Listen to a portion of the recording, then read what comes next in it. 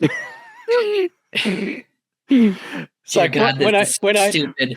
when I saw that particular scene, is like, I bet you $100 that Kent will probably start a tirade on this, like he did the last time when it came to vaccine stuff, and Hongo working on it.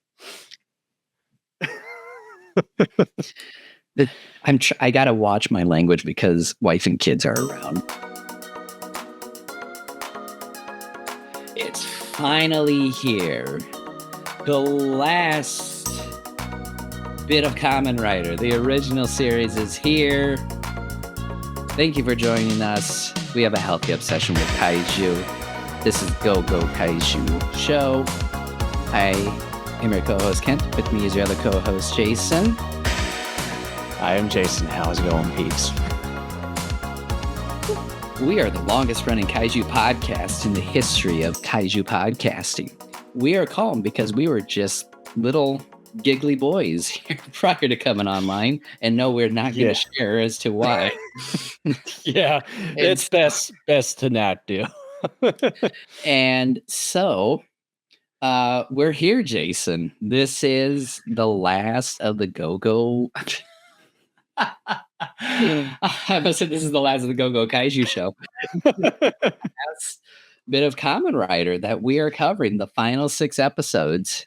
I feel like it's been 5 years in the making at this point, even though it's only been a year and a half of doing it.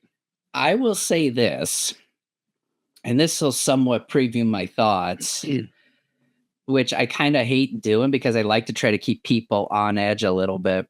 Well, I think they've already known in the past episodes. But I'm glad we've had a few days between the time I watched the show, which I watched all 6 episodes on Tuesday, and the time we recorded, because it's provided me more time to calm down. And it's also provided me a little bit more time to just process everything.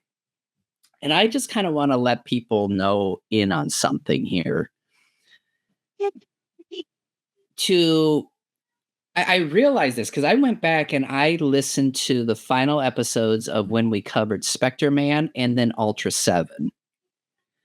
I realized with Ultra 7, I was really hard on it. I gave many episodes in that series an F. And I've given a lot of like passing grades to Kamen Rider. I would have to kind of go back and maybe rethink Ultra 7 a little bit. But I remember saying on that episode, Ultra 7 was a complete failure. Mm-hmm.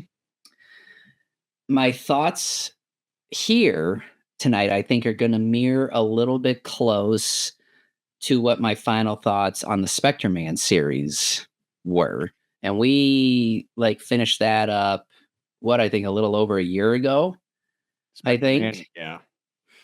And I realized as I listened to that, I'm like, wow, this is real crazy, because a lot of what at that time, what I was already thinking about with this Kamen Rider are similar to what I said about Spectre Man back when we wrapped it up. I'm like, that is really crazy. So, yeah, I will have to give some apologies to Ultra 7, not total. Ultra 7, I still will say, was not great in terms of its writing. However,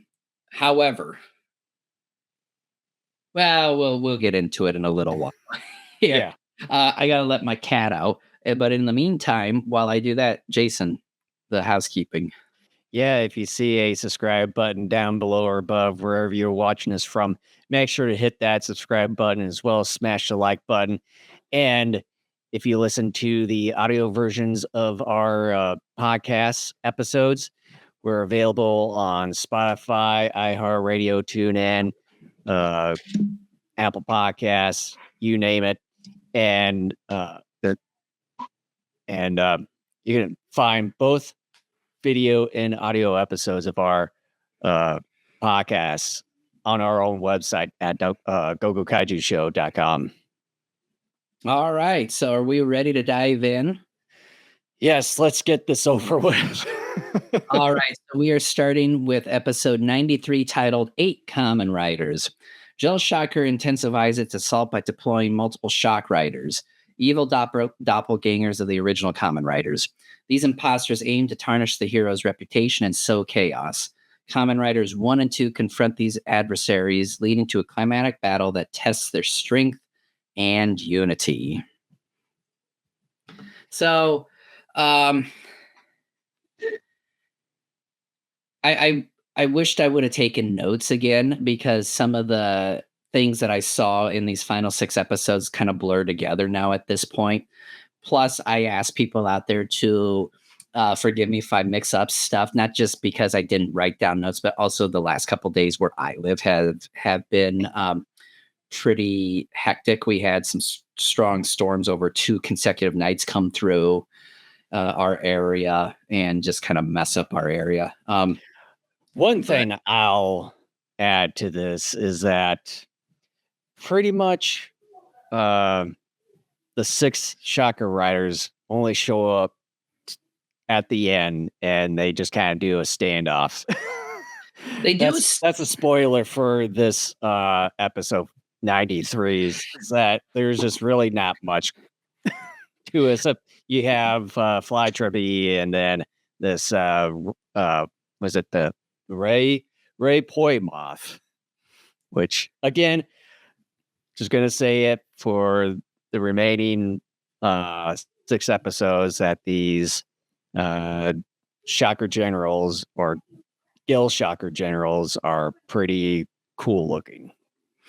One of the things is this was the one too in which Tachibana was training the 2 riders to like run in circles real fast. This was the one, right? It's either this one or the next episode. Yeah, because again, and I apologize to everybody. Actually, no, it was. I don't believe. Actually, yeah, it might have been the next one because I'm starting to think a little bit more about it now. One of the things that really annoyed me though about this A Common Rider series, and it's towards the end in which the 6 Gel Shocker riders come out. They go one by one through 6, and go with Shocker Rider 1, Shocker Rider 2. And I go, oh no, they're doing this. Like they do 1 through 6. It was unnecessary and annoying what they did here. And the like you can easily tell which one is which just by the color of the scarf, pretty much. It just was ridiculous. Gosh, man, like It almost looked like a Super Sentai versions of Kamen Riders, even though they've done crossovers in the past. And plus, they're both franchises are made by the same company, so I can understand why they kind of did some of that because it reflects off of the Super Sentai stuff.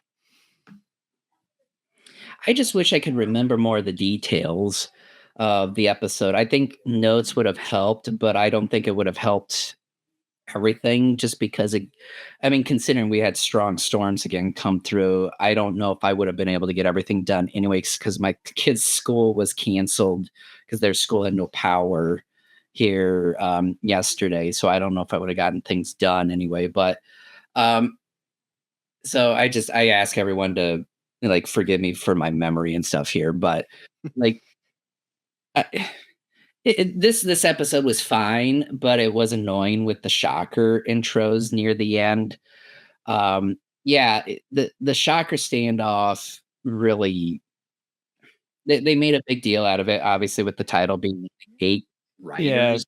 to me, it's I'd say the title is just sort of misleading because you never really see all of them in one shot standing off against one another right at the very end of this episode.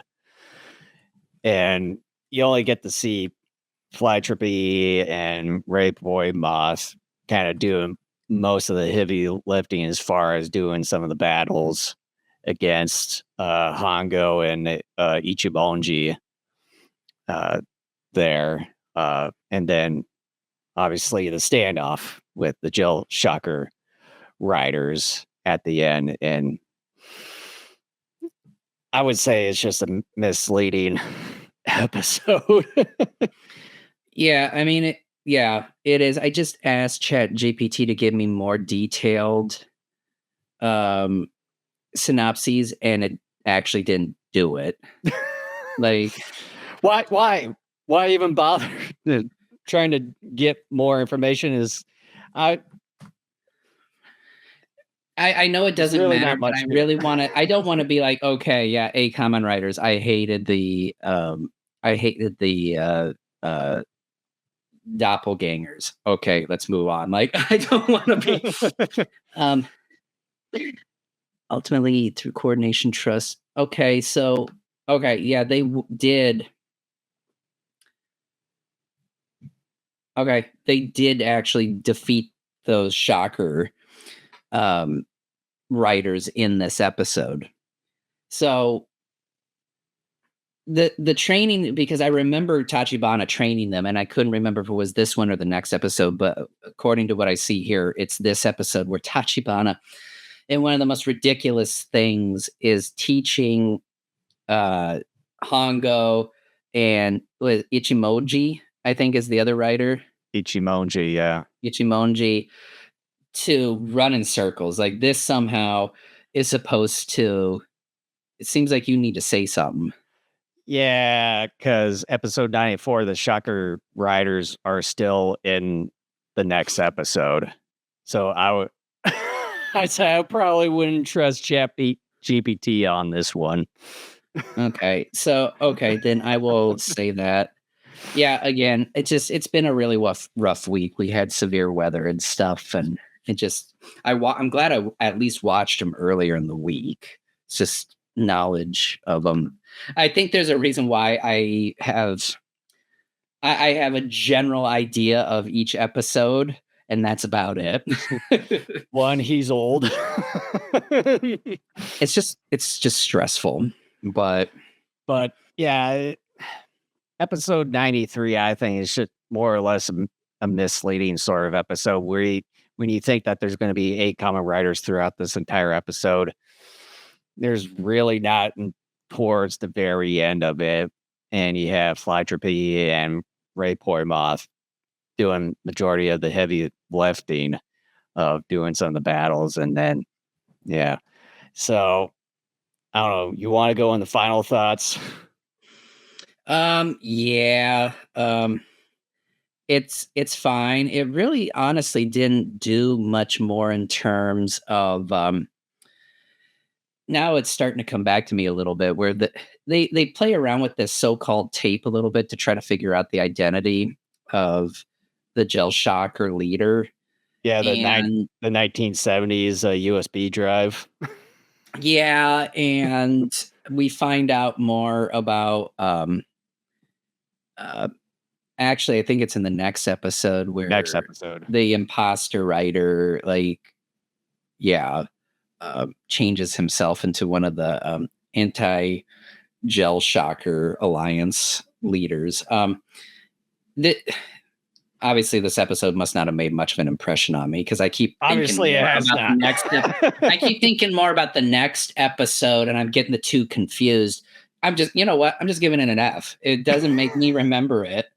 It's not making me remember it. I'm having issues remembering this one, other than the fact that it annoyed the crap out of me that they did individual introductions to the writers. And you know what? I'm just going to come out and say it. I'm not going to really recommend this series. So, Yeah, and like I said, the title of this episode is fairly misleading because all the Jill Shocker writers come at the very end, and that's pretty much the end of the episode. So I gave this one a D minus. all right. So, episode 94, the true identity of the Gel Shocker leader. The writers delve deeper into Gel Shocker's hierarchy, uncovering the enigmatic identity of its leader. No, they don't. Spoiler. As they confront this formidable adversary, shocking revelations come to light. No, they don't. Challenging their perceptions and strategies in their ongoing battle against evil. A garbage episode. I would have to completely agree with you on this one. Because Here's the thing. again, another misleading title for this episode. Yeah. Let me just say this, though, too. This is the last episode we get up until the very last episode of this series, episode 98, where it's actually all about trying to go after the Gel Shocker leader, figuring out who it is, and like ultimately defeat them. Because what happens now from episode 95 through 97 are run of the mill Kamen Rider episodes. Episodic episodes. Yes. And spoiler, we never hear of No, we don't. the Anti-Shocker Alliance again. No, we don't. And I think, well, we'll come to that here when we talk about next episode here. We don't find out the identity of the leader here. One of the Anti-Shocker Alliance leaders puts in the tape, and a piece of like film comes out. And, I'm kind of like, oh, like, is this where we're going to find out Tachibana's the leader of like Gel Shocker or something like that? Our series. And all it is coordinates. It's coordinates to a hideout. And even then, it's not a hideout. It is a trap, which I can't remember because I know Imposter Kamen Rider got involved at one point. Did he switch the tapes out? I don't think he did, but I'm not sure. I know one blew up. I think he might have at one point just to kind of show them. I don't. Thank you, though, bud. Because I think at one point he mentioned to them, if you play this, it'll explode, and so he kind of replaced. He put that somewhere and then put in that dummy one to make it explode. Yeah. Again, yeah. I mean, I'm not incorrect because I was starting to correct myself there by saying like, yeah, I think he changed him out. So in a way, it was pretty smart of the Imposter writer. So I take back a little bit of the criticism I had here just a moment ago on it, but I do, I do damn the writers for naming this episode the way that they did. They could have just given it something different, or what they could have done is had the same title and then add a question mark at the end of it. Like that could have been done.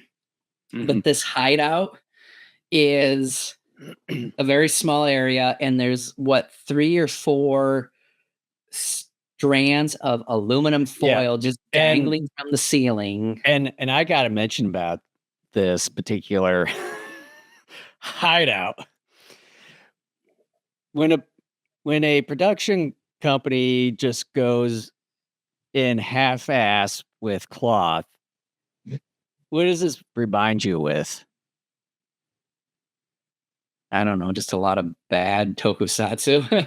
Super Monster Gamera. Oh, yeah. You can tell I haven't watched that in a while. When it comes to this, they really ran out of money. Yeah, well, really and just really fast for cash. Yeah. But this is the one, it's going to be bad. Yeah, well, and this is finally I get to talk about this. This is the one where Tachibana trains both riders to run in circles and to defeat the 6 Gel Shocker riders.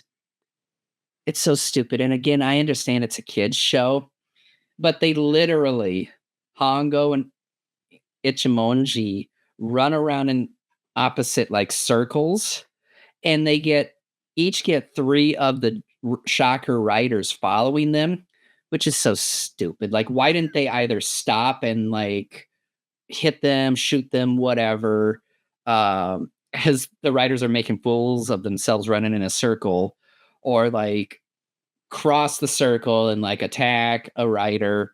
But nevertheless, what they do is they run around in this circle a couple of rounds, and then the 2 real riders jump up in the air. The Shocker riders follow them, and they just run into each other and blow up. It's stupid. It's again, I understand it's a kid's show, but it's like I can't I can't even remotely be amused by this. It's so pathetic and lazy. I just like this isn't even made for like 3, 4, 5-year-olds. This is, I would say, the target audience probably at the youngest is like 7, 8, maybe 7, 8 crowd could get with it, perhaps, but otherwise, I'm sure in reality, the average age of the kids watching this probably was ranging anywhere from like 10 to 13, more than likely. And it's like, it's so stupid. I just it's just so stupid. Well, then, Ken, why are you wearing a Kamen Rider shirt? I will talk about all of that in a little while. Well, we're in fact just celebrating that we're at the end. There you go. We're gonna burn this when we're done here. No, it's just We're at the end of this whole show. yeah. But yeah, such a misleading title and really like half-ass at the last minute put together hideout and still don't even know who the Gel Shocker leader is at this point. And you won't until episode 98, the very last episode. Yeah. So yeah, I'm gonna give this one an F. I'm giving it an F too. I mean, you said earlier, we don't even see any more of the anti-Shocker Alliance. Yeah. We don't, which leads me to my theory. Before, I'm just going to hop over right now to episode 95. And before I do the synopsis here, I'm thinking, honestly, episodes 95 through 97 were filmed out of order. They were filmed earlier. And either like maybe they had issues with post production of some sort. And then we're like, well, like we're towards the end of the series. We have to put them in this slot.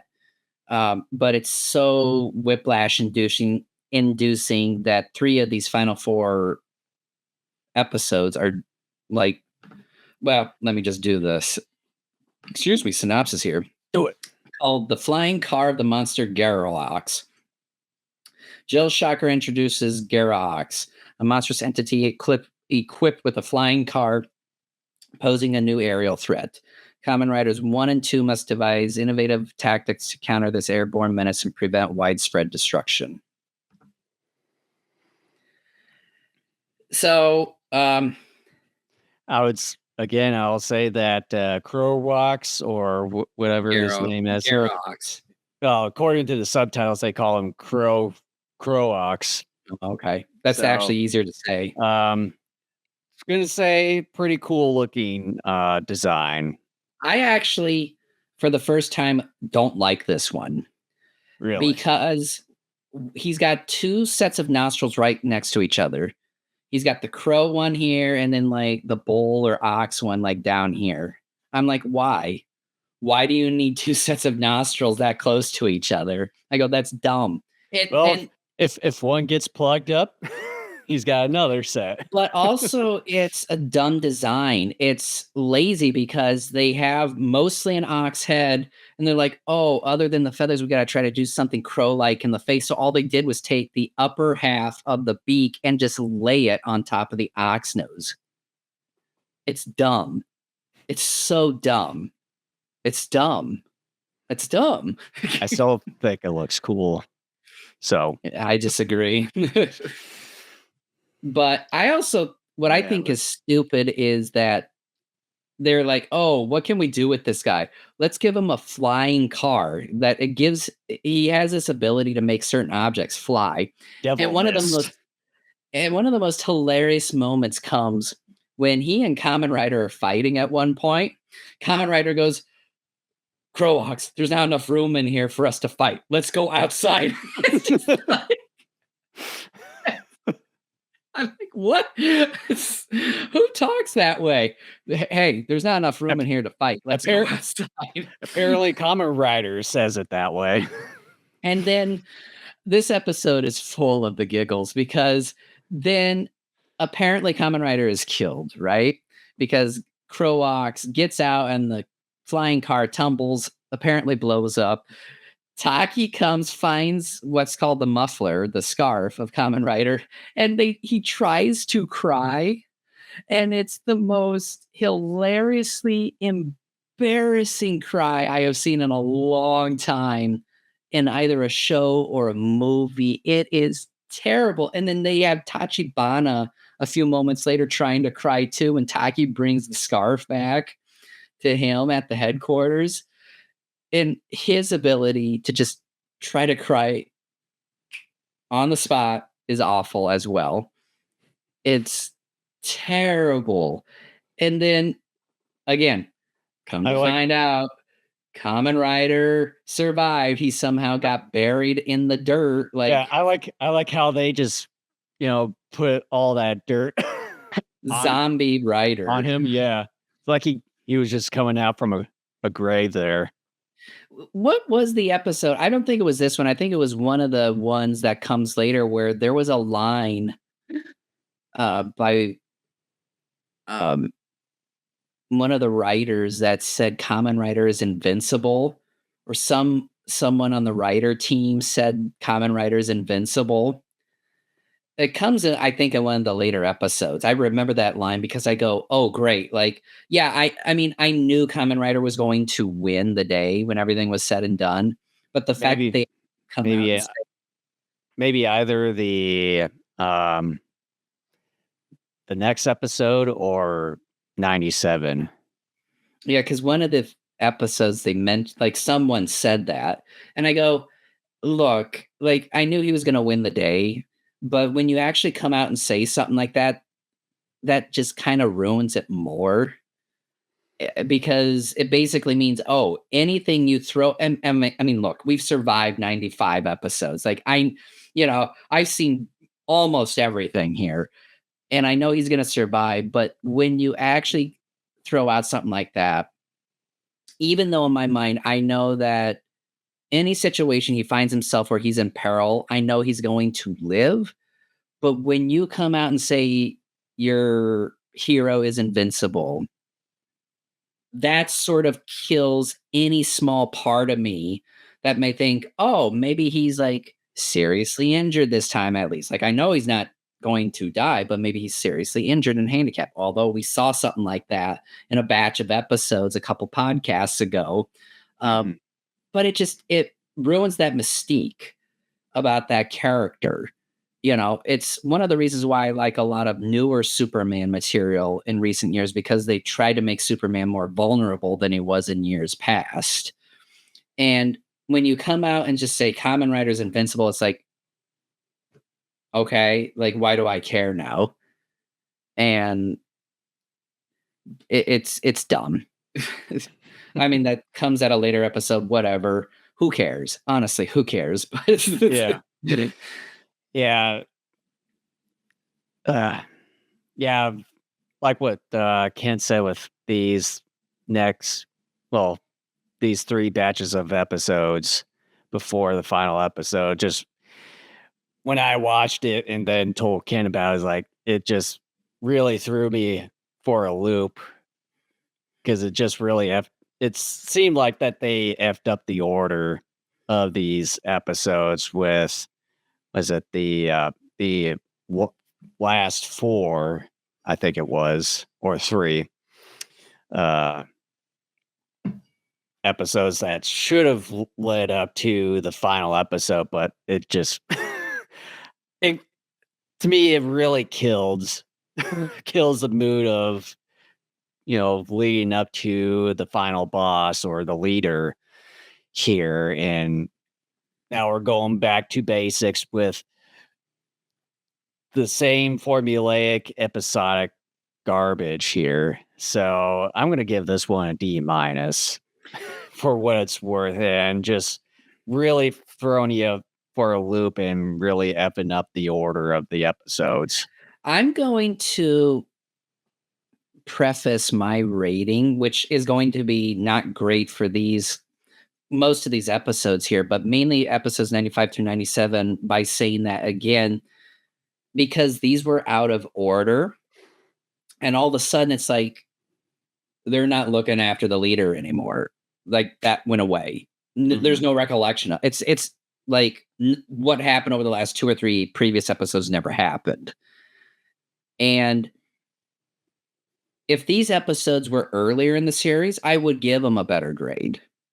And unfortunately, because they are where they're at, I have to give them a lower grade, because what they did building up to the final episode, and even though it wasn't handled all that great, they at least were moving towards that.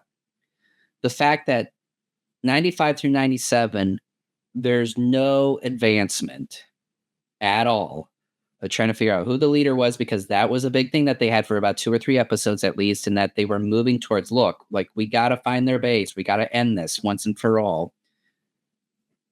That's done. Yeah. At this point, and until the very last episode. And my grade is going to reflect that. And so I'm giving this one an F too. I'll at least give episode 97 a little bit of credit, because it's pretty much a prequel to the final episode. In a small way, I would argue. Yeah, because it starts off with where episode it leaves off to where episode 98 picks up from. So actually, you know what? Let me redo my grades for the first couple episodes we covered. Instead of an F, I'll give them a D-, because at least they, even though they were doing it poorly, they at least were moving in the right direction. So I'm going to revise my grades on those episodes that we just covered before 95 here. So, yeah. Okay. So episode 96, Takeshi Hongo turned into a cactus monster. And a sinister plot, Gel Shocker attempts to transform Takeshi Hongo into a cactus-themed monster, battling both physical and psychological challenges. Hongo fights to retain his humanity and thwart the organization's nefarious plans. Yeah, with this episode, I'm gonna have to sort of remind you again, because they bring up the vaccine thing again, and Hongo helping out once more. I got a thing to say about that. I'll let you get to it. So when we get to that point, and obviously it comes later in the episode, this doctor is turned into this cactus monster earlier in the episode. And the cactus monster, he's got a couple prongs on one of his hands where if he jabs you, you start turning into a cactus creature yourself, or a cactus person. And so there's this montage of people getting turned into cacti by this dude, and it's just hilarious. It's ridiculous. I honestly found it amusing. It's not done well, but it's amusing enough that it's like, oh, I'm laughing at it because this is so ridiculous. By the way, the Shocker General name in this is called Cactus Bat. Yeah, the Cactus Bat. It's not a great name, but it's a cool design. This one I do like. Mm-hmm. So Tachibana at one point earlier in the episode got pricked by this by his own dumbness. Yeah, I was about to say because he's an idiot. And so, like, one of his hands begins to start turning into a cactus. And so they go to this other scientist guy to kind of help him out. And Tachibana is even telling the doctor, like, look, just cut off my hand, use it to help create a vaccine and all that. Which is fine. Like, they actually, in some respects, kind of fix their whole notion of what a vaccine is. Here's the thing, like, because Hongo himself got pricked in the episode as well. Hongo and Tachibana are with this other doctor to try to come up with some sort of solution. And they're kind of working through it, the regular room with test tubes of different colored chemicals and stuff.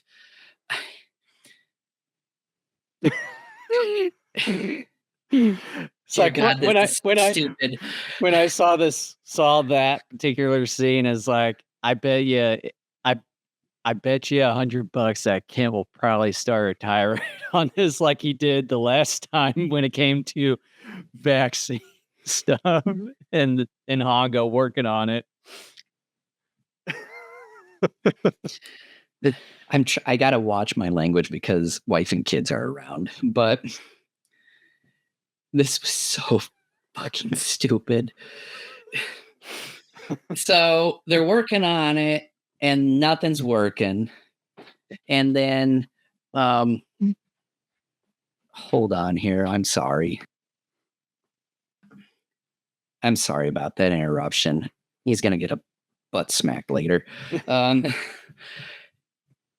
Cactus Bat shows up and, like, you know, he knocks Tachibana, Hongo, and this doctor down to the ground, and he smashes up, you know, the table that they have with all the test tubes of chemicals and what have you, and disappears. And then, you know, Cactus Bat's like, yeah, you'll never find a cure for it. Ha ha ha. And then disappears. And then what happens? Voila! It just is by some sheer happenstance. Sheer Hongo, shit luck. that's a t-shirt. Hongo, you know, being knocked down on the floor. It was actually Tachibana. No, it was Hongo. Are you absolutely sure of that? No, you are right. It's Tachibana. Nevertheless, the culmination of some of these liquids having come together because they were broken on the table dripped down from the table onto Tachibana's hand, his cactus hand. It's a fucking miracle. There's a cure. And hallelujah. And then Hongo's like, Tachibana, your hand's like, oh. And all three of them get up, and Hongo says, Doctor, you did it. And I go, the doctor didn't do it. It was Cactus Bat by sheer accident. And I'm like, of course it's an accident. It's an accident. Because we're like, we're going to move it along here. But let's make this stupid episode move along here. Let's just, voila, the Cactus Bat does it because Cactus Bat is a moron. And everything just goes magic. It's a magic land. And everything is happy again. And then Hongo even gives this weird, stupid grin when he and the doctor are like, oh yeah, like we found it. And he's like, it's so stupid. It's so stupid. It's lazy. It's like, oh, hey, doctor, you didn't. No, he didn't do it. The doctor was a moron. He had all these failures. Doctor, you did it. No, everything got mixed up because Cactus Bat decided. And it just, it's so stupid. I hate this show. I hate it. I hate this show. And I hate this episode because it doesn't matter. I understand it's a kid's show, but there are kids. To me, this is even an insult to children because let me tell you something. Things don't work out that way in real life. Not just that, but kids are a lot smarter than people give them credit for. Okay. I remember as a kid, and I remember I figured out certain things at a very young age. And I was kind of impressed with myself when I looked back. I'm like, wow, I actually was kind of smart then. I figured that thing out. And I've even seen with my kids, ages 10 and 8, where they are now, and then even in years past when they were even younger, how they're able to catch on to certain things and figure things out. Like it's amazing what they can figure out. And I think it's an insult to children, even. This whole thing was stupid. It's like Cactus Bat, gah, gah, Tachibana, liquid drip, drip, drip. Oh, it's doctor, you did it. Yeah. I'll take I'll take credit for what Cactus Bat did. Like, Jason, please, like, take over for a moment. Not much to add. I'm gonna give this one a D-, because This deserves a GFA. This deserves a GFA. Now remind everyone, in case they missed the last episode or the Zarkor episode, what that means. it means God fucking awful. But that'll be for you. But that one was reserved for episode 90. You can give it in multiple episodes. But get this one. Get this one. Towards the end. Towards the end of this episode, where Cactus. Oh no. I'm thinking of 2 episodes ahead. Never mind. Didn't he do some sort of writer finishing move though in this one? Kind of like he did a few episodes ago when we did the last podcast, and the person didn't blow up because the writers are like, no, we need to save the human being who turned into the monster. He did some sort of like writer, whatever special move, whoever cares. Something. And like usually the monster of the week blows up, but this guy didn't. It's like the second one in 5 or 6 episodes to not blow up because the writers are like, no, we gotta save this guy. We gotta save him. Yeah. And with this doctor guy, whoever he was interested in the cacti and all that stuff, he's all of a sudden has some kind of amnesia and not even remembering what he did and all that stuff. GFA, dude. I can't. If I start talking anymore about this episode, my tirade's gonna return. Like I can't. Well, I'll probably refresh you on the one thing in the next episode, 97, if you want. Why do you do this to me? Why do you do this to me? Well, if you go through the synopsis, then I'll tell you. Episode 97, Takeshi Hongo cannot transform, nor do anything else. Following the previous ordeal, Hongo finds himself unable to transform into Kamen Rider.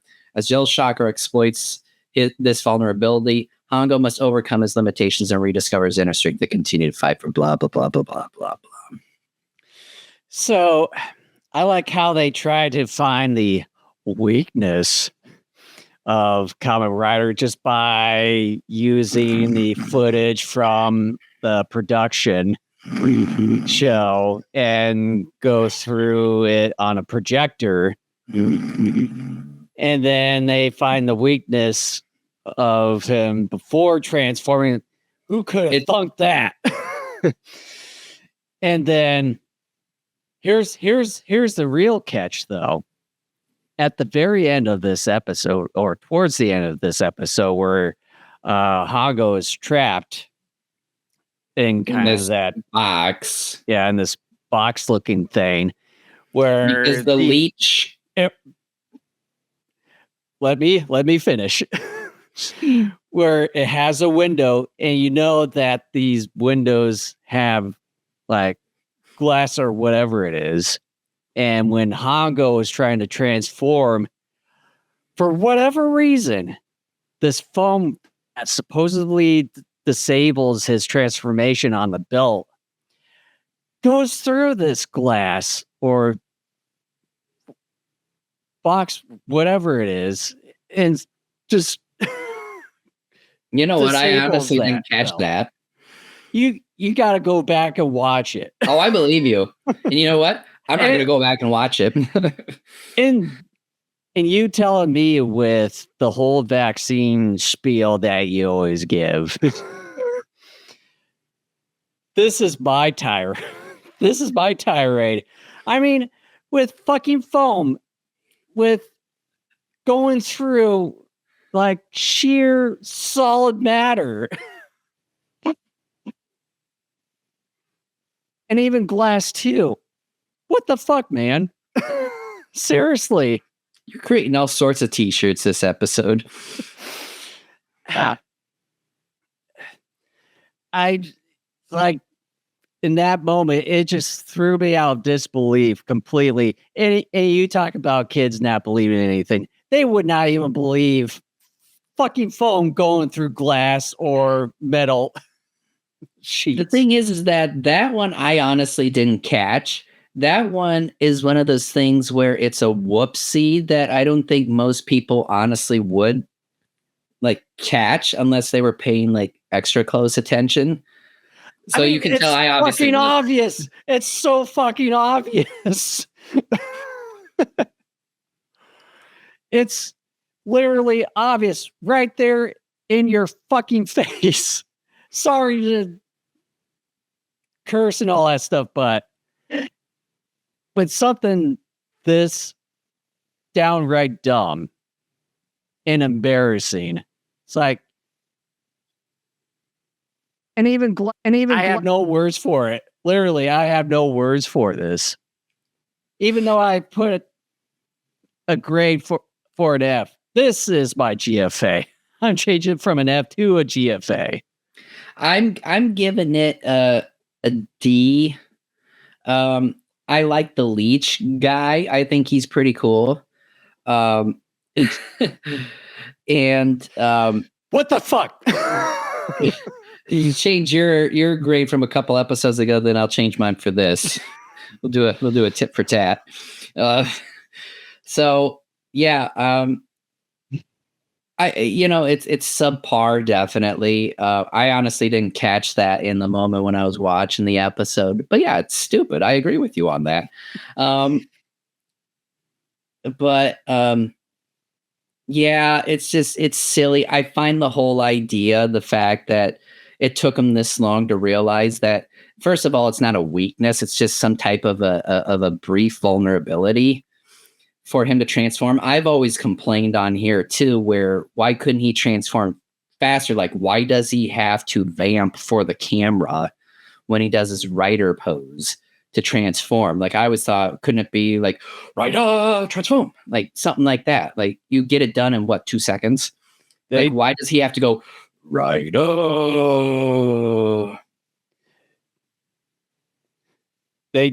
That's just their whole thing. It's a vamp is what it is. They're telling the actor to vamp. I think really they're having him do that because they're trying to get the kids watching the show to kind of get excited, like, oh, he's going to turn into Kamen Rider, to try to get them excited for that part. Kind of like the whole He-Man transformation, how cool that was in the 80s. But you know what? Even for Prince Adam to turn himself into He-Man and his cat Cringer into Battle Cat took less time than it took for Hongo to turn into Kamen Rider. So whatever is in that belt, not as powerful as the Sword of Power from Castle Grayskull. So it's just wind. Eat that toy. So what's your grade on this one? I gave it a D. No. Oh, yeah. It's not great. No, it's not great. It's I don't know.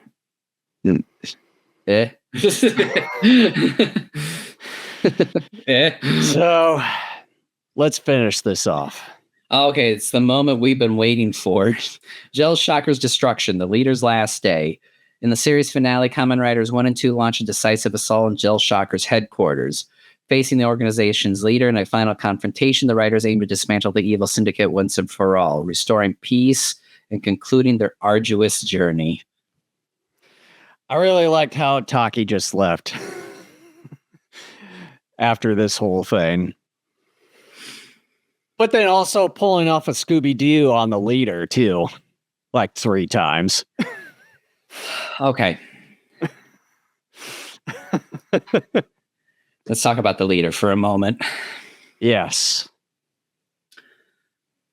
From my brief time and watching tokusatsu shows from beginning to end, shows, like the original Ultraman, Ultra Q, this, Iron King, Super Robot Red Baron, etc. There's only like a couple others that I've seen all the way through, and I can't think of them off the top of my head. Oh, like Neo, Ultra Q. I remember very clearly in Super Robot Red Baron, they had a villain, the head boss, if you want to call them that, not being revealed. In fact, I think he was shrouded in shadow, and all you could see were like his arms and hands, if I remember that correctly. It's been over a decade since I've seen that show. And I remember distinctly when towards the end of them defeating him, he took off like his gloves that he had been wearing all the way up to that time. And it was just a fleshy skeleton hand, but you never did see his face. Like, we never knew who this guy was. But you know what? It didn't matter. It really didn't. Because I think the writers of that show realized, well, we're not going to pull a fast one. It's not going to be someone within the heroes group themselves that's going to be the leader. So we're not going to pull like some weird, shocking, fast one on the audience. That's just not what we're going to do. So it's just going to be kind of this nameless guy with hands and arms, and then eventually he takes off the glove. It's just a fleshy hand. So you could argue that is kind of disappointing to never know the guy. But with Kamen Rider, it's a little bit different. With Kamen Rider, the entire series, first of all, the head leader is a Clans member. And I believe we had this happen like 30, 40 episodes earlier, where there was like a gathering of these guys that looked like Clans members. Well, it's into the Shocker. The whole organization is supposed to be based off remnants of the Nazi Reich and everything. So it sort of blends in with that whole thing. But then also, I just want to reiterate what I meant by doing the Scooby-Doo thing 3 times is that, you know, they pulled off not only the hood thing and then revealing this head of snakes or whatever, and then taking that off again and reveal this like monoclops, mouthless sort of thing. And that was it. It to me, with them pulling that whole stunt off, it felt like that they were entirely sure who really how they really wanted the Shocker general leader to look in the very end, even though that they went to the monoclops guy. A singular eye alien. Yeah. That's the thing. Like, that's kind of what I was getting at, was that they kept building it up, because periodically throughout the whole series, and they even spent like 3 episodes trying to figure out who the leader was. They made a big deal out of it, at least in 2 of the episodes. And so it made me think, oh, there is going to be some like interesting either twist or, no pun intended, shocker, where like maybe a former good guy of some sort became the head Shocker leader. That's not what it is. And all it is, first and foremost, we only see him on screen for like 30 seconds, if that. Okay. Or a minute. And they kept him hidden the entire series, all the way up until this point, which led me to believe, I'm like, okay, not only are we going to see him, but who he actually is going to be a big deal, because we're not seeing anything. Like I said, in Super Robot Red Baron, the one villain, you at least saw him in shadow and him moving his arms and stuff, sitting behind a desk. There at least was a physical presence there. Here, there wasn't up until this very end. And while it was kind of neat, like the design of the leader being this white, one-eyed alien of sorts, the fact that it wasn't a shocking or really interesting reveal is the most damning thing about it, because again, they made such a big deal out of it, and going out who this guy is. Yeah, going through almost 100 episodes leading up to a minute worth of him being revealed. He's defeated quickly. He gives up because he knows Shocker has been defeated, so he more or less gives up. He doesn't really and fight pretty much self-destructs the whole base in himself too. And one of the funny things, this to me is one of the most, again, lazy writing. A moment earlier when he's first revealed in sort of a transparent form with his clan hood on him, he fires off like these two explosions. One that's actually behind the riders, and the next one is in front of the riders. Both explosions happen quite a ways away from the riders, but yet it hurts them. And then we move into the next sequence into the Shocker base. And then the riders show up within 10 seconds. They're fine. Like they recovered. And yet just a second earlier, they were down on the ground. Everyone was like, no, riders. Like we thought, oh, maybe they're like getting close to being totally defeated here. Even though I know, but it's like, oh, like the leader of Shocker is getting them down. But then they're fine. And then they confront the Shocker leader and go through this whole thing like we just discussed. Yeah. And one thing I want to point out, we sort of forgot in the kind of around the first half of the episode that this Leech Chameleon Shocker General, it turns out to be General Black all along. Yeah. Whatever. And then, of course, they defeat him in a amusement park, and he does this really long, prolonged, like talk before dying and exploding. Yeah, I mean, again, all this buildup over all these episodes, and I'm like, oh, like it's going to be a big deal, and then it turns out that it's not. And the writers recover like that after two explosions go off many yards in front of and behind them. But yet, okay, I'll go along with it. I'll play with your little game and believing that they got hit somehow. But okay, but then they recover like that. Like your heroes confronting the villains of your story is supposed to be the grandest, most spectacular, and I just forgot the term. Like most anticipated moment in the entire journey that you're telling your audience.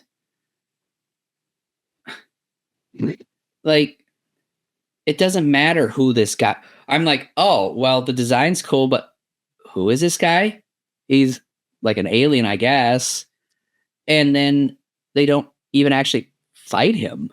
He just gives up. He's like, Shocker's defeated.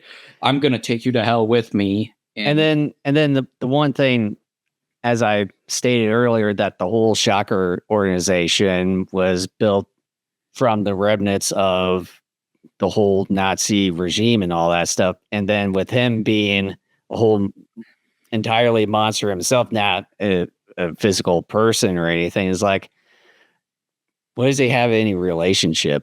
It makes no sense. Yeah, I mean, it makes no sense. It just doesn't. And I said something here. It was either last podcast or the podcast before where I said, okay, and I'll change that here in a bit. But I remember saying, okay, watch like roughly the first 20 episodes and then episodes like 91 through 98. Like that's all you need to watch a Kamen Rider. Yeah, that I was the same way. I watched this batch. Same. I am going to say no. Forget what I said there. I'll revise that here in a moment when we go into final thoughts on this show. But it's like, no, like forget what I just said. It's about that. So before we go into final thoughts on the whole series, what is your rating for episode 98? Disappointment. That's my rating. So no, that goes, that's even greater than GFA. Disappointment, because I honestly was expecting something better. It's like, I thought, okay, like, yeah, like I'm willing to go along with all the stupid we've gone through this whole time, because I really did think, oh, we're going to find out, even if it was a character we had never met, but it was maybe going to be someone that maybe used to work with Tachibana and or Hongo earlier in their lives and then created the Shocker organization. Yeah, that would have been a better twist. Yeah. Better writing. It would have been stupid because we never would have seen that person before. Yeah. even that whole idea would have had more emotional weight to it, because at least there would have been more of a personal connection between like Hongo, Tachibana, however they wanted to do that. And However- also it's a physical person too, not just some random right. alien.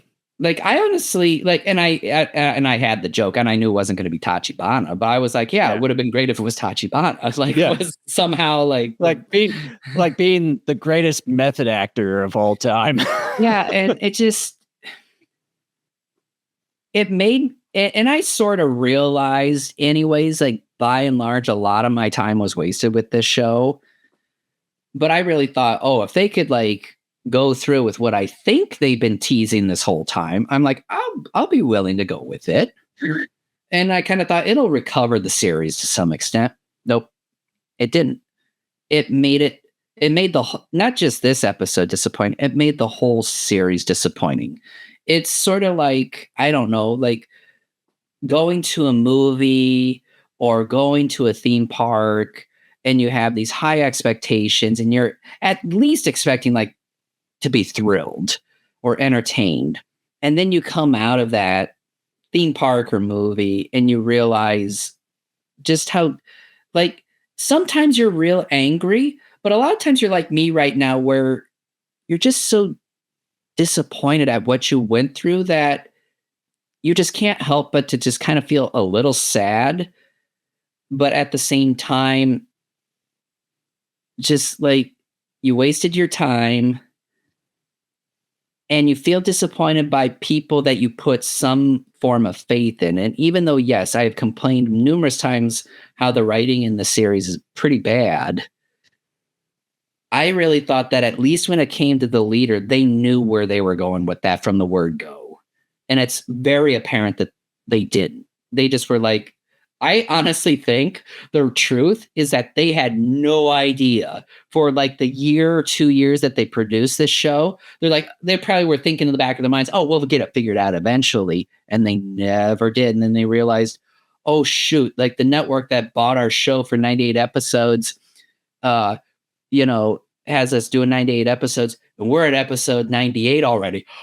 We don't know who our big bad is. And so they quickly scrambled, and this is what the result was. And I think that's the reason why they sort of pull off the Scooby-Doo shtick. That could be it too. Doing, pulling off the hoodie, the hoodie thing with the head of snakes. Medusa type thing. And then you get the one-eyed alien after that.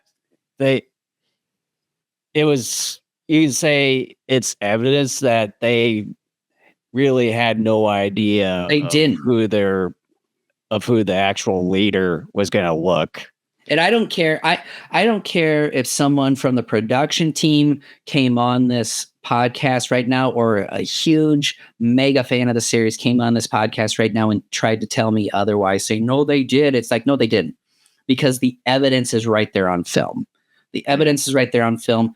I just wasted 49 hours, math, 49 hours of my life over the last like year and a half watching this series. This is what it is.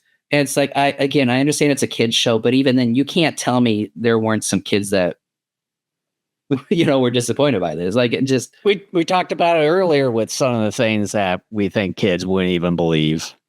It's disappointing.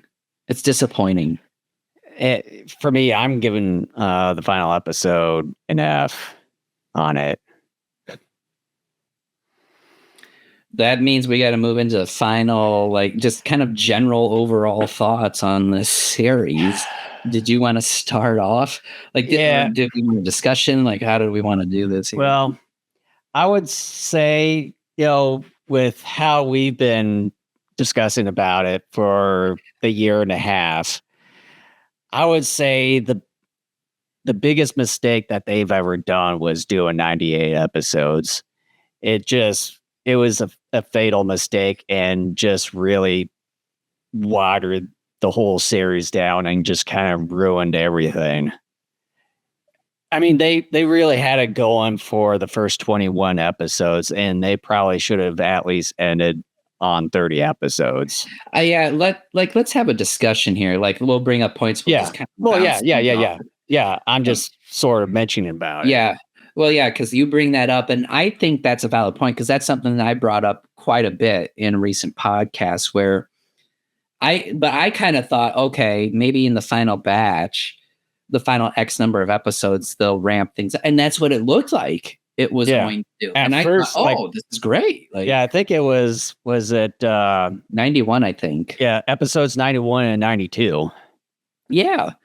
And even I think 93 to some extent played around with it. But that's not what happened, though. I mean, sure. Look, kind of like I was saying a moment ago, where I said, okay, watch roughly the first 20 episodes and then watch episodes 91 through 98.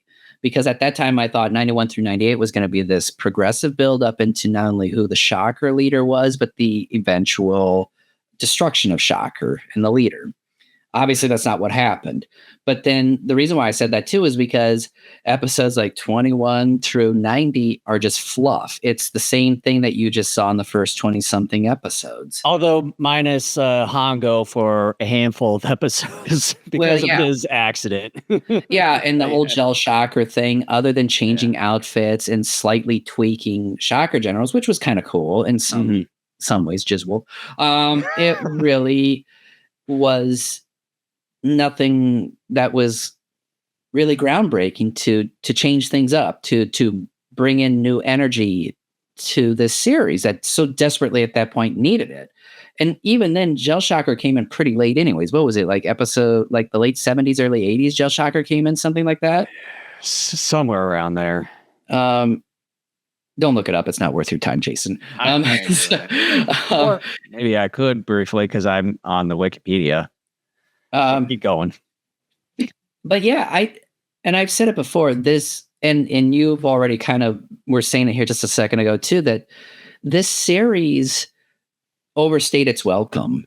Mm-hmm. This was a series that, unless through the 98 episodes you were looking to change things up every chunk of episodes, like what Iron King did. Iron King was what, 26 episodes, and there were like 3 or 4, something like that. Because I know, was it the first handful of episodes we were like, oh no, not sure about this and all that. But then it really picked up and turned out to be a great series. Well, and then there were like 3 or 4 different bad guys just in that much shorter series. Yeah. Like Iron King, yeah, it has its flaws, but you know what? That was actually a pretty good series. Yeah.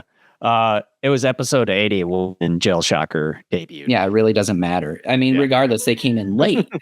But this series overstayed its welcome, and they didn't do anything else to try to change it up. Like, they didn't have them find the Shocker leader within the first 20 or 30 something episodes and then have a new baddie along the way, like what Iron King did. Mm-hmm. Maybe some don't like that, but I'm like, well, in a way, it's kind of neat because with Iron King, you could almost say there were 3 or 4 separate Iron King series there because there's a different batch of villains. And the other thing, too, is that at the beginning of this entire series, they were kind of more or less focused on, Hongo being in like the motorcycle competitions and the like. And then also there were some, historical relations with the Shocker organization and the whole Nazi regime type of connection. But then later on, a lot of that stuff, for whatever reason, just vanished out of thin air. And I thought with Hongo, they might have something with his story too, where they would either do something where he either no longer becomes a cyborg or he somehow tries to psychologically live with the fact that maybe he's going to be a cyborg forever and that he's always going to be Kamen Rider. But, and again, I understand it's a kid's show, but that still doesn't necessarily give it a pass for just utter stupidity and lack of good storytelling and good character work, because there was so much that could have been done had the writing team on this series been willing to put in the time and just had the guts to do it, where you could have had really dramatic moments. And I'm not talking about the really stupid dramatic moments like Taki trying to cry when he couldn't. And then same thing with Tachibana and then Hongo at various points. It was terrible. Like all the melodrama they attempted at various points in the series was awful. And just a lot of bad decisions along the way. The writing is not good. Like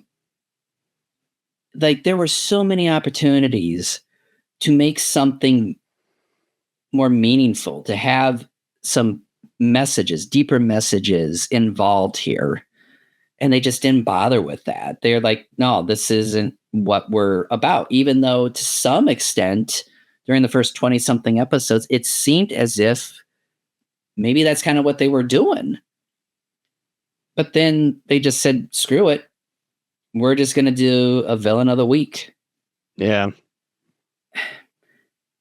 And I just want to say this though, too. I want to say this. I don't like hate this series, but I certainly am not going to watch it again anytime soon. Part of it is just because we just got done with it. Yeah. But I don't anticipate like watching it even like a year from now, even 2 years from now. I enjoyed like doing the commentaries with Jason here on this series because sometimes when you get something this silly and ridiculous, it's fun to have someone else with it because you could have fun. It ups the enjoyment a little bit and all that. And I will say too, like like I was saying earlier, I gave a lot of S to Ultra 7. And I may have to go back and revise that. I still stand by the fact that series is, in terms of its writing and storytelling, is not that great. But I would argue here, yes, the storytelling of Kamen Rider isn't great either. But in some ways, I like the ideas.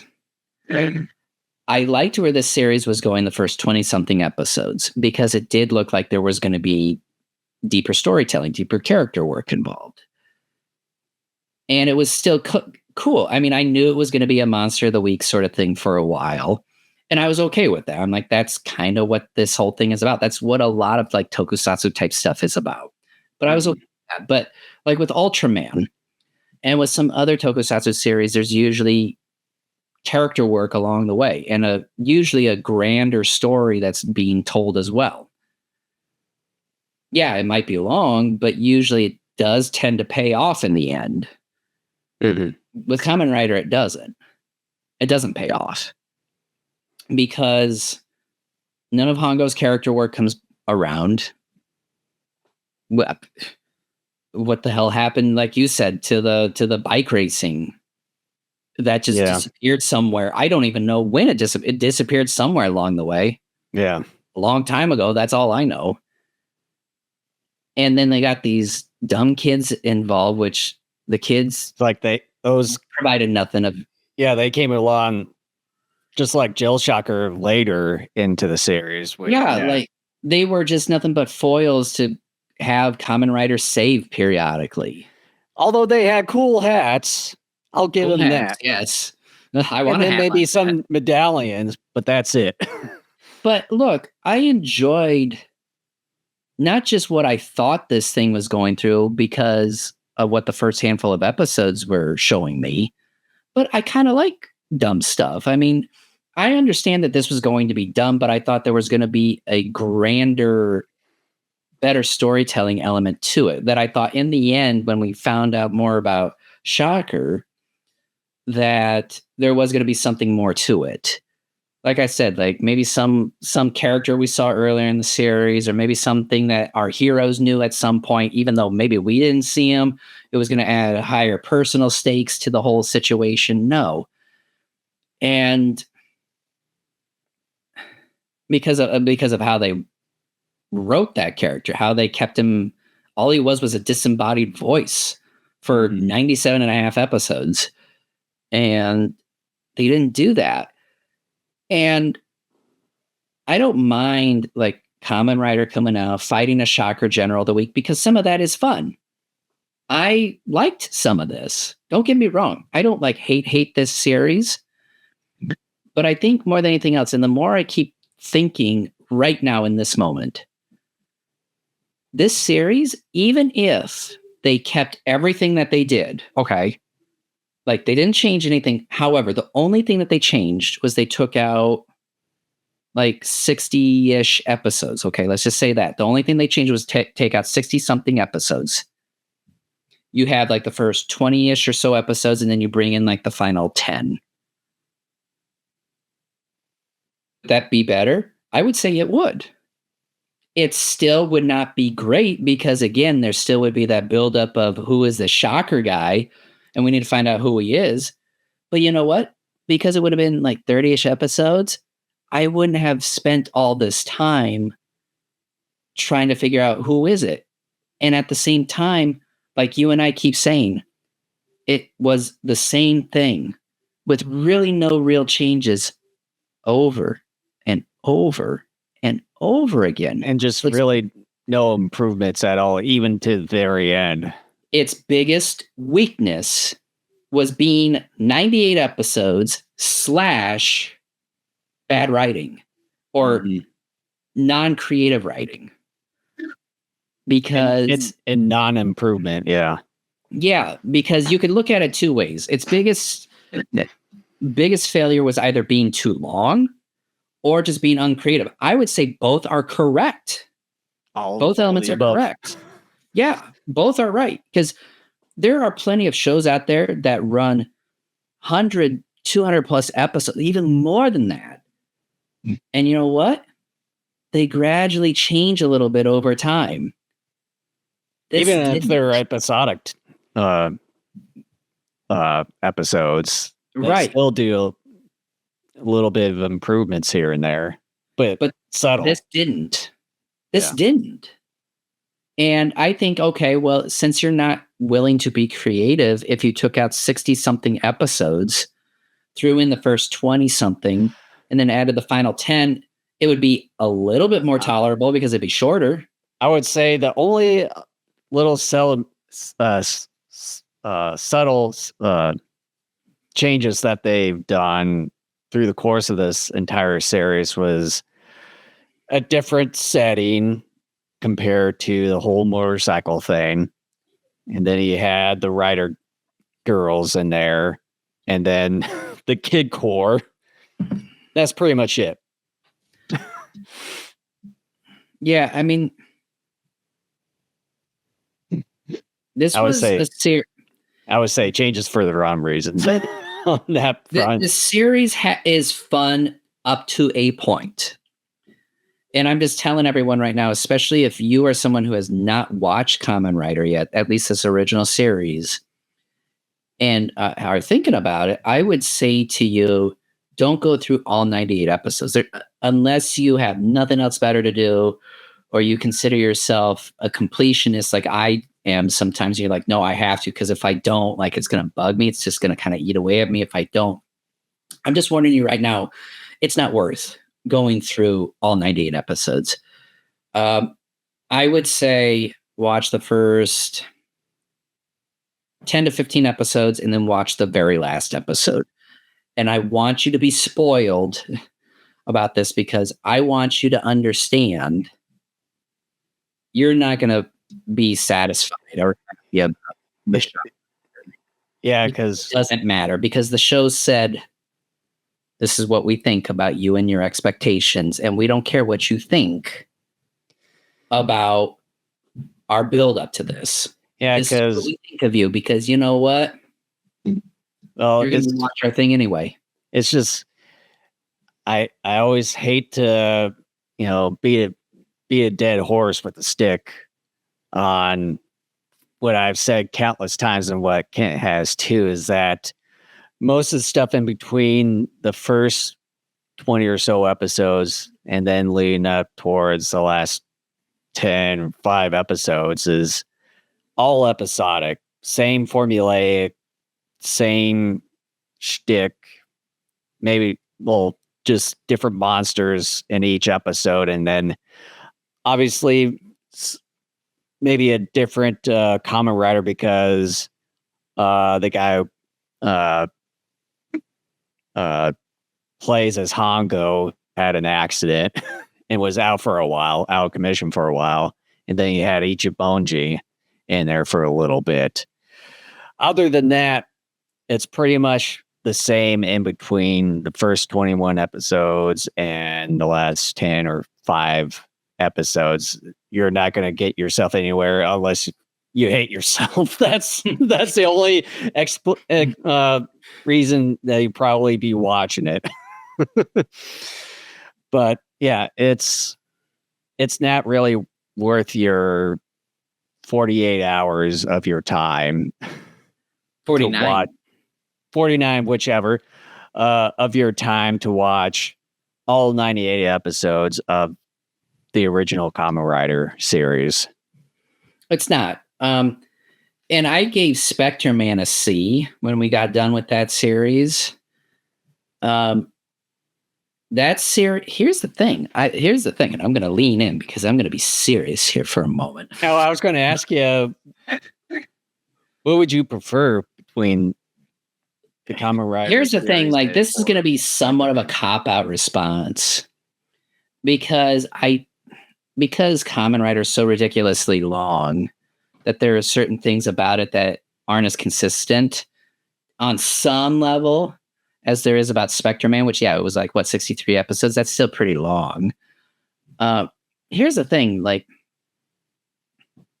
if I'm looking at writing, if I'm looking at things in terms of, like, really trying to invest myself in story and characters, the first 20-something episodes of Kamen Rider are much better than anything Spectre Man ever did in its 63-episode run. Because the one thing consistent about Spectre Man was it was pretty schlocky writing from beginning to end. But then Kamen Rider really, like I said, this is what the writers and creators said to us because they knew they're laughing. I guarantee you they were laughing at the end of that 98th episode because they're like, we got all the eyeballs and stuff. We don't care if you're mad. But I would say when it comes to Spectre Man, they had some memorable characters. Spectre Man was fun and amusing in a good way. Yeah, there were times you laughed at the darn thing. Oh, yeah. There were times you laughed at the darn thing. And maybe some of the problems with Spectre Man 2 were some bad dubbing, like maybe using wrong words when they should have used the more accurate Japanese words that they were trying to. And, you know, the version we watched, of course, we had talked about there being some episodes where it was clear sections got cut out for American audiences. But you know something? Spectre Man was fun. It was stupid fun. I loved Karas. I loved Dr. Gory. George. And mind you that these two series were running side by side in the same year. Yeah. And George, while being kind of ridiculous in a square at times, was decent. And his environmental group or whatever, yeah, towards the end there, they didn't give a hoot about their actual mission. They just kind of were there. Like, but also the creator of Spectre Man, he was kind of an ass. Yeah. For the majority of the time. Yeah. And look, Spectre Man, I gave that a C, and it was a problematic series in its own right, but it was more fun. It was really more fun. And with Kamen Rider, I stopped having fun a long time ago.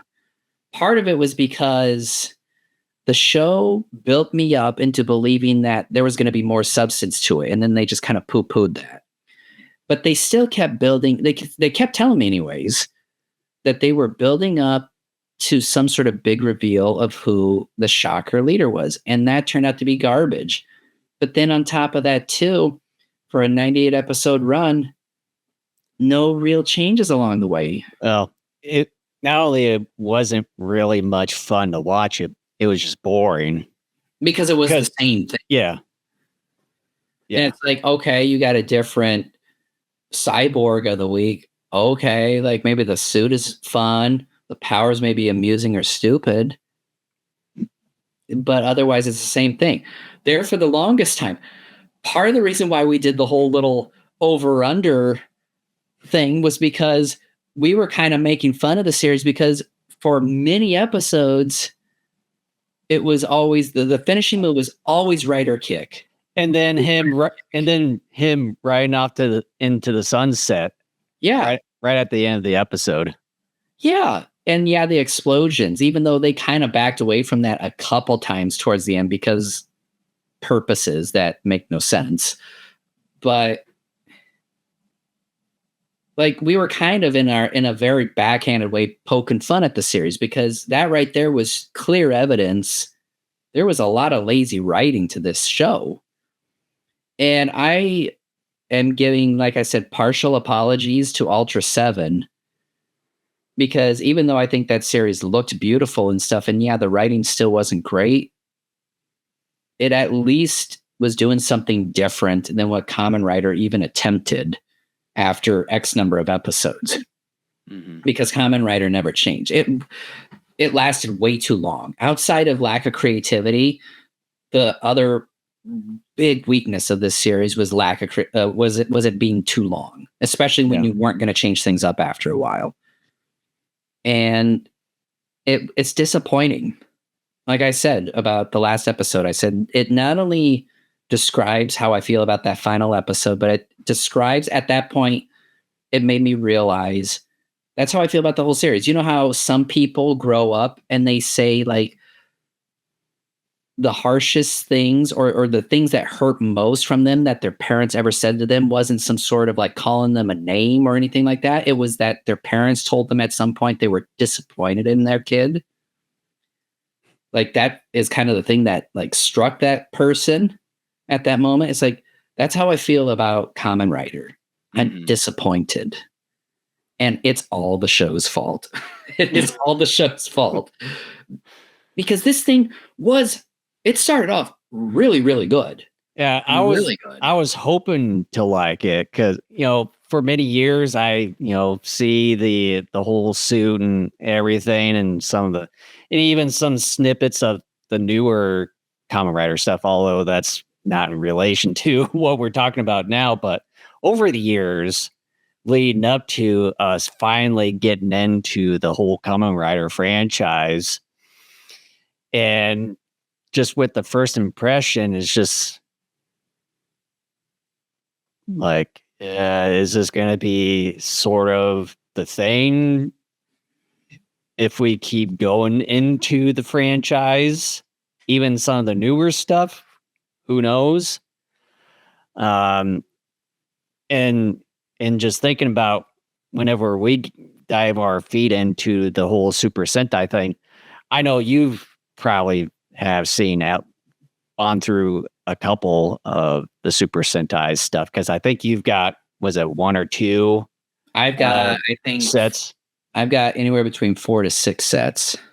Yeah, and with Super Sentai being made by the same company, Toei, as Kamen Rider here, is like, I'm telling you right now, I went through the first disc of the original Super Sentai, which is like the first disc had something like 6 or 8 episodes. That was better. Okay. But see, too, you have to remember, you and I grew up watching Power Rangers. Power Rangers. Well, Power Rangers. Well, Power Rangers, it's I understand a little bit different. I understand. So. But you know what? Even if they were to do something similar to Kamen Rider, I think we would have caught on after a while, and we would still be in the same situation. Like, an American company like Saban did with Power Rangers, you can't undo like the whole unmasking of the Shocker Leader at the end. You're still, as a viewer, like, they're still going to leave that in, and you still, as a viewer, are going to be like, that was terrible. You built up all this time to that, and this is what you did with that. Like, and I'm saying right now, like, Super Sentai is definitely better. And I hope, like, whenever we get to Beetleborgs or whatever it is, Oh, dude, I forgot about those. I know we sort of got around to that thing some like back in the 90s. You did. I didn't. I saw snippets of a few episodes. I'm like, nah. I kind of, my attitude about Beetleborgs was kind of how my attitude was you were Gamera that years ago, where I'm yeah, like, you oh, were that's a Power Ranger knockoff. I'm not Yeah, going to watch that. Not only you were that way with Beetleborgs, but like you said, Gamera, Yeah. but also Ultraman too, for years. I was like with Yeah. Ultraman. Yeah, you were that way towards Ultraman or Superhumans Samurai in a way. No, because growing up, I watched the American version of Superhuman Samurai. I loved that show. And Ultraman, I had that one Ultraman toy growing up. I was definitely curious about. I was concerned I might not like it. That's why I stayed away from it for a while. Because I didn't know if I would like it. But I didn't look at it like Gamera and Beetleborgs. I'm like, that's a ripoff garbage. Like, I'm not going to spend my time on that. That's not how I was with Ultraman. And like, I don't know. I have Gridman. You're sort of No, I admit with Gamera, I was like, no, I'm not gonna like. I liked a couple of the movies way back in the day, but I thought otherwise most of it was garbage. But then, yeah, like around 2012, my opinion on all that changed. But back to Kamen Rider. Again, I'm gonna give this series a bad grade because it is not only too long, it's unimaginative in terms of just for as many episodes as they have. They didn't do much of anything else to try to keep viewership engagement. Like they just didn't. I don't care if their main audience were kids. Like you can't tell me kids after a while are going to get tired of the same thing. Yeah, I remember as a kid, I could watch a movie literally 5 or 6 times back to back to back to back to back and be okay with it. But after a while, you even as a kid are like, okay, I've seen this enough times. I need to move on to something else. Kamen Rider doesn't do that. Kamen Rider also is so disappointing because it started off with great storytelling that I thought could even rival Ultraman, the original Ultraman series. I remember when you and I, Jason, when we were alternating between Spectrum Man 1 podcast, next episode, Kamen Rider, we were doing that for a while.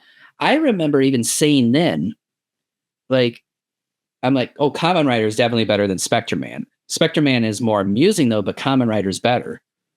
Well, like, and I'm not going to go through the spiel. I'm not going to do that again because I already said it earlier. I'm like, Spectre Man is a better series because it's more amusing. It's not greatly written, but you know what? At least it knows what it was and it stuck to it and it did it well. And it had more engaging characters. Kamen Rider said, forget about all that after a while. Yeah. And that's disappointing. I don't hate the series, but I'm terribly disappointed in it. And I still maintain, even though it's technically not a TV series, I'm counting it as such. The Ultraman anime is the worst tokusatsu I've ever seen. This is second worst that I've seen so far. I will eventually go back and watch this series because I do think there is some charm to it. I do like some of the general conceptions of this series, but I now know what I'm getting myself into. It'll probably be a number of years before I even go back and revisit this thing. Part of it's because I got a bunch of other things I need to get to. For me, at least 5 years from now, that's not going to be like the exact time. Yeah. And plus, I'm very curious about Kamen Rider V3. That's only 39 episodes. And I just, I like it up to a point. But then kind of past episode 20 something, then it starts getting old. Because not only is it the same thing, that's when they start dropping elements of Hongo and Tachibana's stories. The motorcycle racing at some point is totally gone, never mentioned or really revisited again. elements, some of the elements, like the Nazi regime elements in connection to the Shocker organization, is pretty much dropped. A lot of character work gone. And there's just no, I could have gone along with it and more or less have been a little bit more forgiving of the series had they at least along the way, like maybe every 10 or 15 episodes, tried to instill some new blood into the series, making it different. They sort of did with Ichimonji there, but they had to. Yeah. They had to. That's the thing. They were forced to because I know they were under a contractual obligation to produce 98 episodes over a certain period of time for a network, which meant, oh crap, we have to produce 2, 3, 4 episodes in a week. We got to find a quick replacement. They're not going to care that the actor playing Hongo is injured. They're going to be like, not our problem. So I'm not putting that on Toei. But it just, I don't hate the series, but I'm disappointed. I have partial apologies to Ultra 7. You are not worse than Kamen Rider, I will say that, but you are third worst. Kamen Rider second worst. I gave, I think, Ultra 7 overall an F. I'm going to revise that to like a D, maybe a D plus, but I'm giving Kamen Rider a very low D. I can't quite give it a D minus because there is enough there, at least early on, to at least keep it afloat just a little bit. Yeah. That's where I sit. Yeah, a D for me is a pretty good grade for the Kamen Rider 1971 series.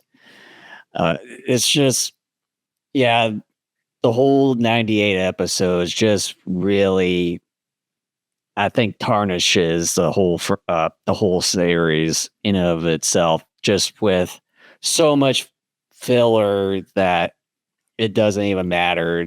98 episodes of non-creativity. And I would say maybe 70, because the first handful of episodes up to 20 odd number of episodes were really good, but then just dropped and just never really recovered from it ever again. Even with the final episode, just trying to, kill off the leader, and you don't even know how you want the leader exactly look by pulling off the Scooby-Doo mask thing 3 different times is really telling in that regards. And also having episodes 91 and 92, and I think was it all the way to 94, I think we're supposed to be the lead up to the final episode, but then you have basically the same formulaic 3 episodes after that, before the final episode, is just really telling that they really screwed things up order-wise, and never really hear from Anti-Shocker Alliance again. And I know I said it with Ultra 7, that Ultra 7 was a mess of a series. And again, for the umpteenth time, I give some apologies to Ultra 7. And I know I'm sounding like a broken record here, but for some people, it may seem like I don't like any tokusatsu shows. It's like, that's not true. I have issues. I mean, anytime, even with like a 12 episode series, not every episode is going to hit. Like even Twilight Zone, my favorite series of all time, there are a handful of episodes in that series I don't care to watch for one reason or another. I mean, we liked, Iron King. Iron King's really good. Was it Red Baron? That one was pretty good for what I can remember. Even From though what it's I been can many remember, years. I was a little bored with it kind of initially, but along the way, that was a series that actually got better as it went Yeah. along. I And remember then Johnny Sacco, Johnny Sacco's fun. yeah, that one was fun. I mean, there are other TV shows that we've done in the past that were pretty good, but yeah, there's Man. but then there are some stinkers. We've been covering quite a few stinkers lately. Well, the Yeah. Spectre Man, like I said, I gave a C. But yeah, like I'm just disappointed. But with all that said, we're returning to Kamen Rider for our next podcast in a couple weeks. Although that's Shin Kamen Rider, so yeah, Shin Rider. So we're gonna discuss that movie. yeah, so hopefully that's not a disappointment. But from what we've seen in first 5 or so minutes in one of the YouTube videos that we've seen, it was pretty gory. Well, and I'm not going to repeat what I said about an episode or two ago, but I'm going into this movie not expecting to like it. Yeah, I'm gonna kind of go into low expectations. The one good thing about that is that because your expectations are so low, the movie can't do anything but to potentially impress you. So, like the saying goes, one good thing about being down, the only way to go is up. So it's like we're doing the movie a favor by going. Even though I said that in the previous episode when it came to episodes 91 and 92, where I thought, well, with episode 90 being a GFA for a rating for me, and it's like the only way to go to start from bottom is to go up, and the whole series just went into the Well, the problem is that it's a TV series, so you're talking about episodes, numbers of episodes, whereas a movie, it's one thing, not numerous things. Yeah, but still. Yeah. So that's what's on the docket is Shin Rider. That's going to be in a few weeks. Jason's going to be gone for a while. Yeah. So I'm not sure when we're going to get together to discuss that, but that's what's next. I would say at the earliest, it would be June 7th because I'll be on vacation. Won't return until the final day of this month. So, okay. And then you and I, by that time, my kids are going to be done with school and start some break. Holy crap. Then we got to be, oh, dear God. Then we need to figure out too what we're going to do after Shin Rider. Well, I know you mentioned about, I think one of the Jurassic Worlds or trying to finish that up. And yeah, we have 2 commentaries left with that. We have yet to do discussions on that series.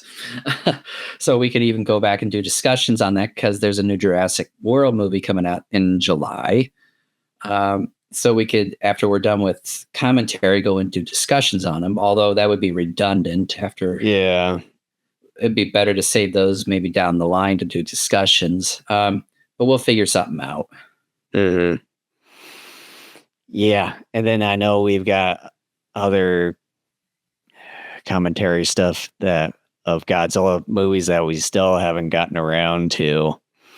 We still haven't done New Empire and -1. But yeah, like it would be nice to do some more discussions of something. I will go through like my list and stuff, and I'll just kind of contact you and we'll just kind of figure some things out from there. I know you got some Ultraman series as well. We could maybe work through. Not only Ultraman, but it would be nice to kind of dive our feet into Super Sentai. I've got, like I said, I've got the first like 4 or 6. I don't remember exactly. Yeah, I need to get around to buying some of that here, and then yeah. And then of course some more Kamen Rider V3. Maybe we make it a Kamen Rider year. Yeah. Where we dabble a little bit in like Jurassic World. We do the 2 commentaries, maybe even talk about Rebirth, Well, that'll be maybe our first Jurassic World discussion is Rebirth, and then go back to Kamen Rider. But it would be nice to kind of do discussion on Super Sentai for once. We can discuss it. We'll kind of need to figure out how to do kind of reformat the whole discussion portion as far as I don't want to do this again in terms. I don't think it's not only I don't think it's not only good for us, I don't think it's good for the listeners either. Yeah, kind of doing a repeat, and even like going episode by episode too. I kind of feel like should maybe kind of do like first half kind of thoughts or something of the sort. We'll have to figure something out. Yeah. Well, thank you so much for joining. We hope you enjoyed it, even though we kind of pissed all over it.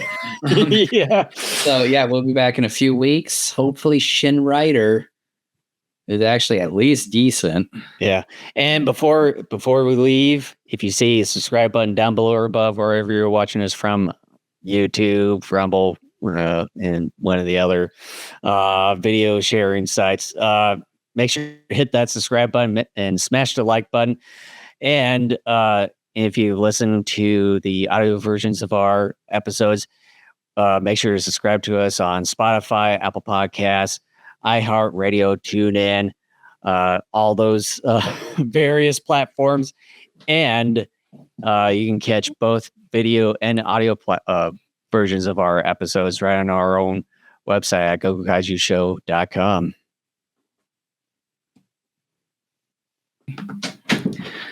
All right. So, thank you so much for joining us. And we'll see you here in several weeks. All right. We'll catch you guys in the next episode.